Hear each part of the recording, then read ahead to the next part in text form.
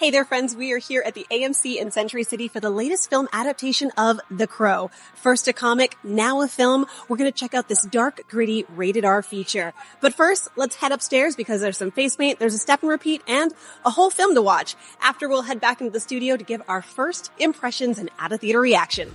Let's go.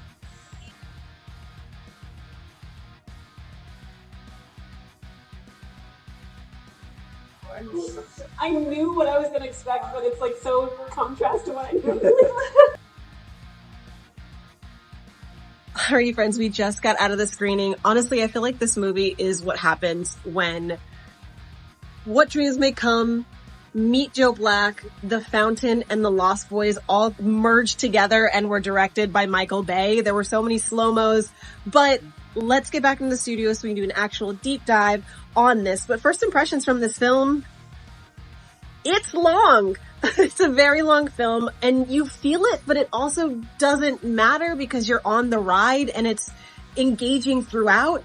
I really enjoyed it. But as far as like my deep thoughts, I do have questions, I do have comments, and I do have concerns. So let's go sit on the couch and really talk about this film.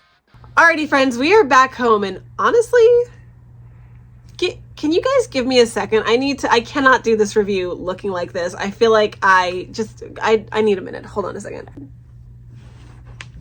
Alrighty, friends, we are fresh-faced and ready to get into this review. I do want to make a few points before I start. Number one, I did not watch the original film. I'm going to the screening without that knowledge, but I did read the comics, so I do have a base knowledge of what that film was supposed to be, and I also read a synopsis of it as well as word of mouth from friends. So I felt like I was ready and prepared to watch this film and understood what I was going to be getting into. That being said, this film disappointed me. There's no other way to say it. I feel like things weren't earned. I feel like some parts were rushed while other parts of the movie were extremely stretched out and for no reason. I feel like things just fell flat. And I had such high expectations. I love these kind of dark Gothic romances. I feel like this film, the way that I described it earlier, kind of nailed it on the head. This is a mixture of What Dreams May Come, The Fountain, The Lost Boys, Meet Joe Black, all merged together. And then they decided to have it directed by Michael Bay. The amount of slow-mo in this film was just, it was too much at a certain point. But let me get into my big points. I don't know if this is gonna be fully spoiler. I think I'm gonna try to keep this as non-spoiler as possible. I probably won't succeed, and at this point the embargo is lifted. I did learn that too. Apparently, as the closer the embargo release is to the release of the film, it lets you know how good the film is actually going to be. And this embargo releases the second the movie drops. So what does that say? I still wanted to give this the benefit of the doubt. It's in its core a romance film, or at least it was supposed to be. And it is. It's just not the film that you guys are expecting. Or hoping for, rather. But let's just get into it. So, just my big points, I'm going to start at the beginning, and the first thing that I want to talk about is the relationship between Eric and Shelley. And I know that in the first film, the relationship was talked about more in flashbacks. This time, we get a full 45-minute journey from when they meet at a rehabilitation center and escape all the way up to the moment when she dies. And we're going to get into that in just a minute. But I feel like I almost wish I would have watched the first film and seen that, because I think that their relationship was almost amplified by the drug use, and that's kind of what I got out of it. I felt like I couldn't tell how much was real love and how much was glorified by their drug use and by the excitement and the quickness of it. And I don't really know the time scale. So for me, when everything started happening, it didn't feel deep enough. It didn't feel real enough. And I mean, who am I to judge? There's movies where you meet someone for a day or an hour and you find true love, but the movie has to justify that romance and it has to justify that love. And I don't think that this film did that. I don't think that just you telling me, oh, I love her, I'm gonna do this, is enough, because in my mind, I'm seeing that you have just had so much loss. There's imagery of him with a horse in the beginning and it's so pure, but it's dying in front of him. And, meanwhile, his mother is in the trailer, just not really existing. And I honestly don't even know why that character was even there. It was half a second worth. But we see the love of this innocent creature, and that in a sense is a parallel to who Shelley is going to be. It's this creature who he loves, and by no fault of her own, until it is, she is taken away from him. And I can see where those parallels are, but again, is it the trauma that makes him just want to hold on to something, or is it actually love?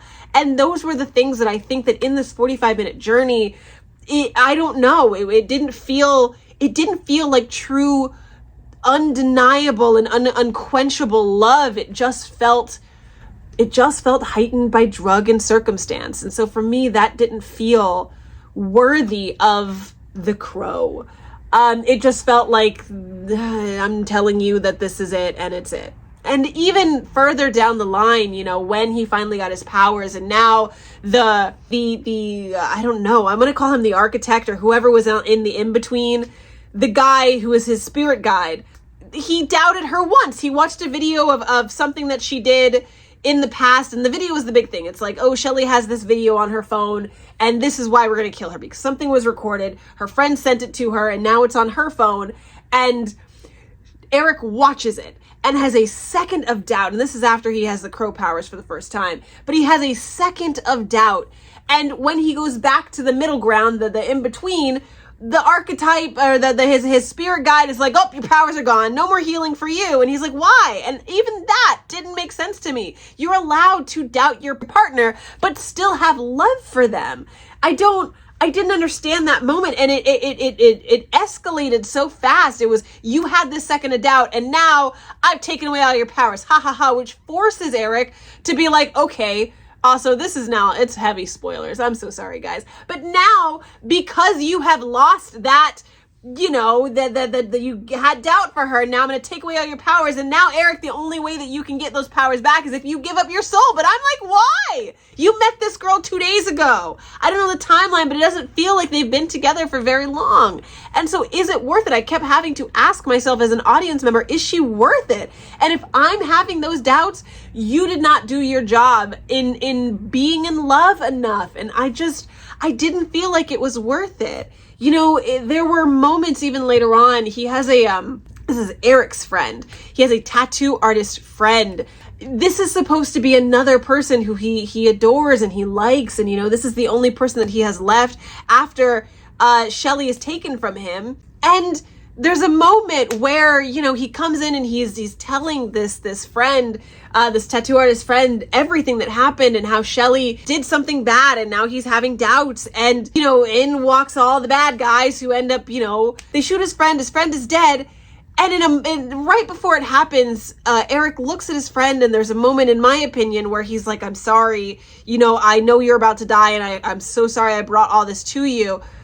But then right after he kills the bad guy, and he's making jokes, he doesn't even acknowledge that his friend is gone. And so I just don't feel the love. I don't feel this emotion from Eric that is all encompassing and is raw. It's the reason why we have The Crow is because your love is so undoubtable. It is so just visceral and raw that the only way for you to go on is to have this crow, this symbol of death with you in order for you to seek your vengeance. And I just didn't think it was earned. Moving past that, I don't think that, or even aiding in that, I'm going to say aiding, and not just moving past it, but aiding in that, I don't feel like the death was earned. In the graphic novel, and I believe that in the first film, she's raped, she is beaten, and then she is shot in the head for him to watch, and he is also, I believe, shot. I don't think it's in the head, but is also shot. But it's just by these, in the comics, it's like 4 thugs on the street. But in the film, she gets strangled by some plastic.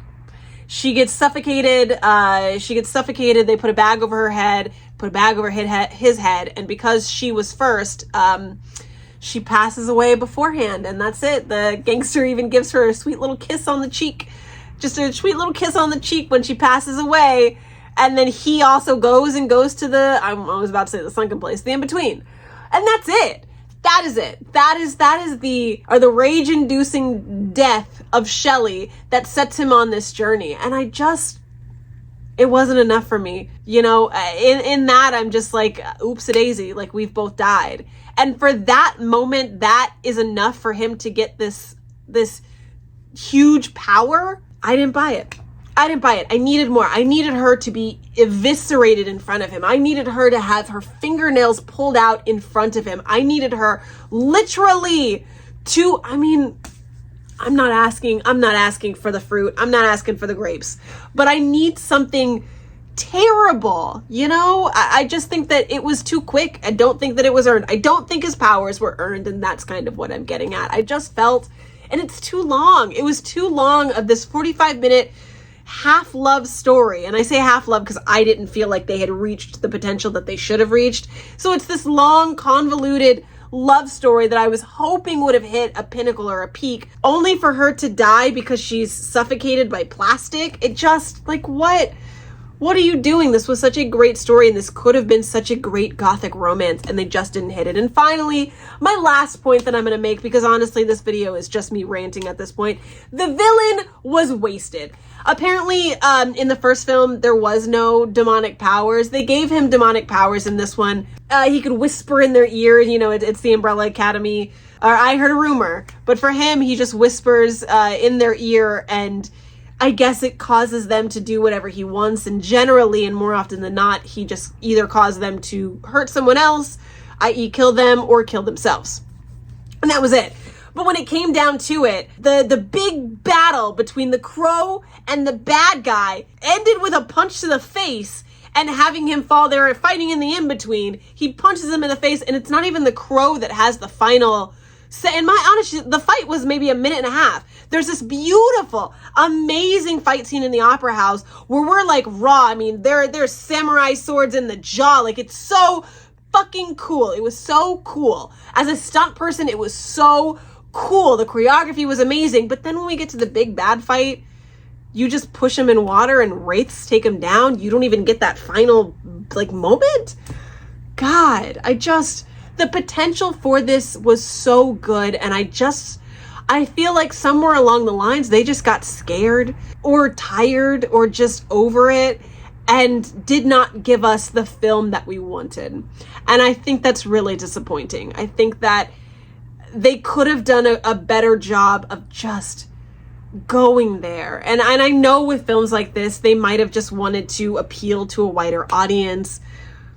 But I don't think that's what The Crow is. I think The Crow, I mean, the writer wrote The Crow because of the death of his wife, you know, and she died in a really terrible way. And that's the point, you know, what are you after you've lost the one that you love? You're nothing, you know, there's nothing left for you.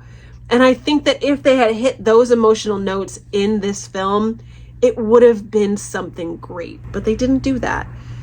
They didn't do it. And this movie wasn't for me, and I wanted it to be so bad. I am more and more. Romance is my thing, and I love yearning. I thought that this was going to be that Morticia Gomez, that I love you beyond myself. I love you beyond life itself. Look at her. I would die for her. I would kill for her. Either way, what bliss? You're not only my love, you're my suffering. You know, I suffer for you.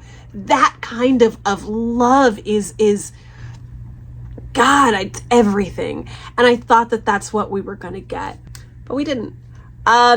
And, you know, it is what it is at this point. So that is my take on this film. I'm interested to hear from those of you who have watched the first film and have watched now this film. How does it compare? Do you like it? Am I being too harsh with my criticism? Is it a film that's worth another watch? And then maybe I'll have a different appreciation for it.